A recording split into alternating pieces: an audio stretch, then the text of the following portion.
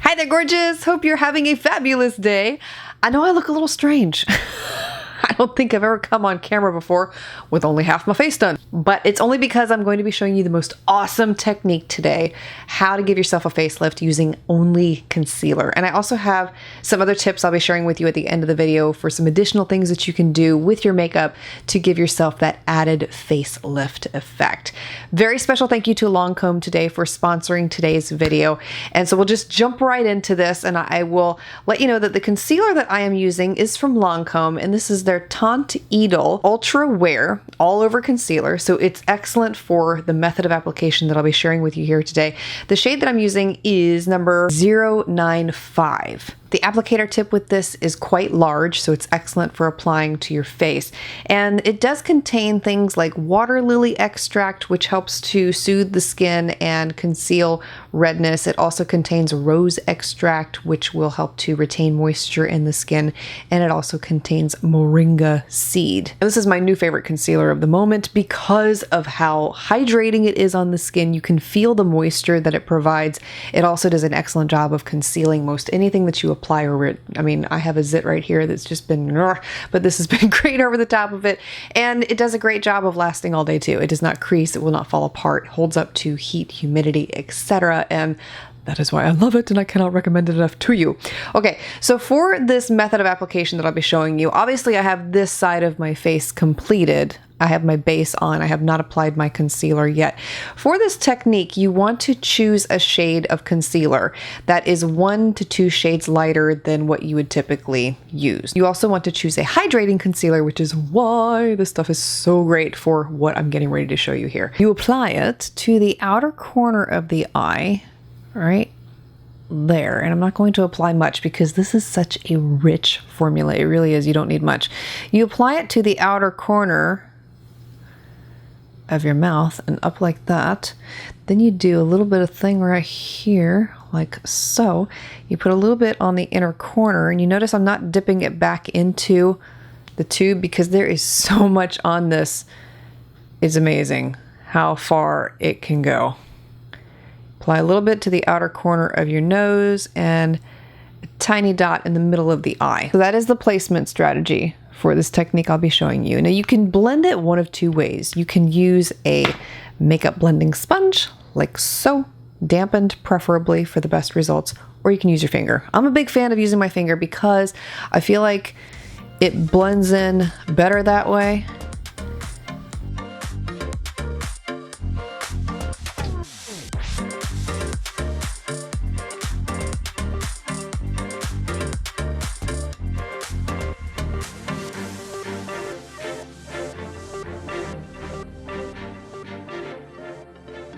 Okay, I got a little slap happy with the concealer. I just love this stuff. And I applied a little bit more than I probably should have, so I would say apply half of what I applied, but you can already see the difference that it's created and the lift that it gives this side of my face. Especially on the inner corner, it looks brighter there, and then on the outer corner, it absolutely looks lifted right there. And I never would have thought to apply it to the outer corner of the mouth, but when you think about it, when we age, obviously the first places to droop are the outer corners, and usually the outer corners of your mouth too. It's no different than your eyes, right? So it makes sense to apply a little bit of concealer there to help lift that area, and then the outer part of your nose too. I mean, gosh. And that's the gist of the technique. That's all there is to it. Video's done. Okay, bye. No.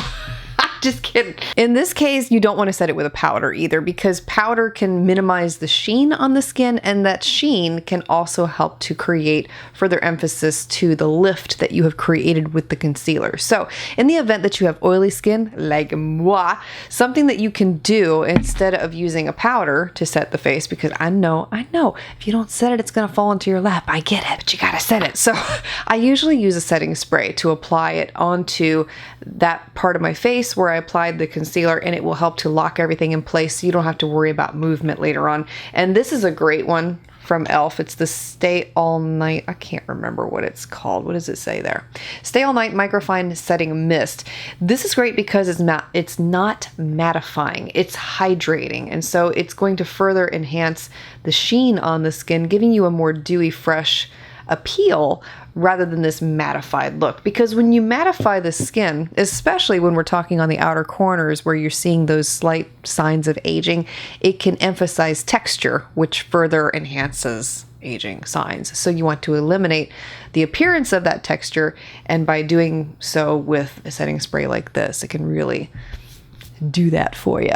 So I'm going to take a brush, and this is my favorite brush to use for setting my face with setting spray. This is an old one from Wet n Wild. If you remember the Pac-Man collection, I always get asked what this brush is. It's got little doodads in it. My kids love this brush. And then I take that brush and go over that part of my face. Now you can also take a little bit of setting spray on your finger, which is what you will have to do to the inner corner especially. So right in there, I just take a little bit off the brush and do it like that. You can also take a big fluffy brush like so, with a very small amount of powder, and lightly dust it just on the cheek area. I would stay away from the outer corner and the outer corner of the mouth and the outer corner of the nose, and just lightly set the face right there so you're not getting that intense level of shine.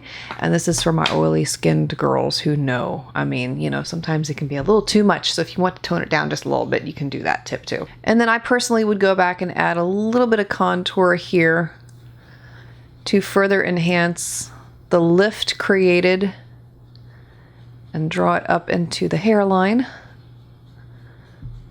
And that's pretty much it. And it's so simple, but it works so well. That's what I love so much about makeup, is that it's so much fun to play with, and the optical illusions that you can create just by placement and playing around with certain things is utterly fascinating to me. Now, some other things that I do to help give the look of a facelift with makeup is I specifically on the eye area, I'll show you this real quickly here. And I've talked about some of these tips before, so this may be a refresher for some of you, but we'll just go through it for those who've never heard them before.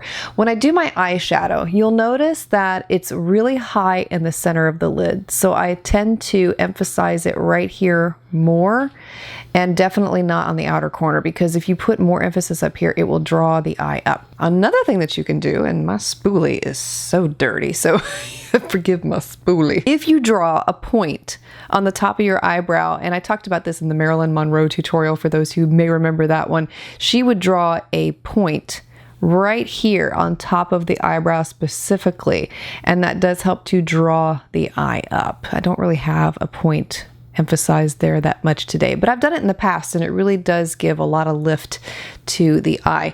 The other thing, I have downturned eyes, so I find quite often that adding a wing to the outer corner definitely helps to give downturned eyes a greater lift. And so that's why you'll see me quite often wearing a wing, is because it does make such a difference in how my eyes look, and it gives me a lot of confidence, so I love it.